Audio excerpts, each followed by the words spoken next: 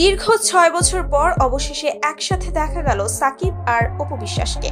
Social মিডিয়ায় ঘুরে বেড়ানো একটা ভিডিওতে দেখা যাচ্ছে ছেলে জয়ের হাত ধরে ঘুরে বেড়াচ্ছে সাকিব অপু।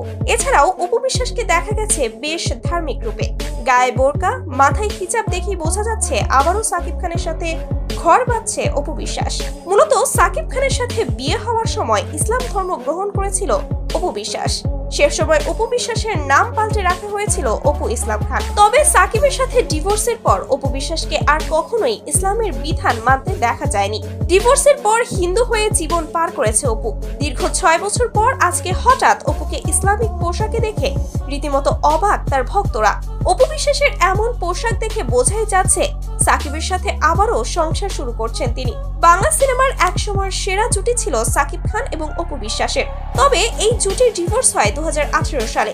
এর আগে 2017 সালে অপু বিশ্বাস একটি টিভি লাইভ অনুষ্ঠানে এসে তাদের ৮ বছরের গোপন প্রেম বিয়ের কথা জানিয়ে দেয় সবাইকে। সিনেমার শুটিং করতে গিয়ে প্রেম হয় সাকিব অপুর। তারপর 2009 সালে বিয়ে করে নেয় এই জনপ্রিয় তারকা জুটি। বিয়ের আগে অপু বিশ্বাস হিন্দু ধর্মে থাকলেও বিয়ের পর নাম পাল্টে হয়ে যান ইসলাম ধর্মের অনুসারী। তখন অপু বিশ্বাসের নাম হয় অপু ইসলাম খান। তবে সাকিব খানের সাথে ডিভোর্সের পর ইসলাম ধর্ম আর পালন করতে দেখা যায়নি এই অভিনেত্রীকে।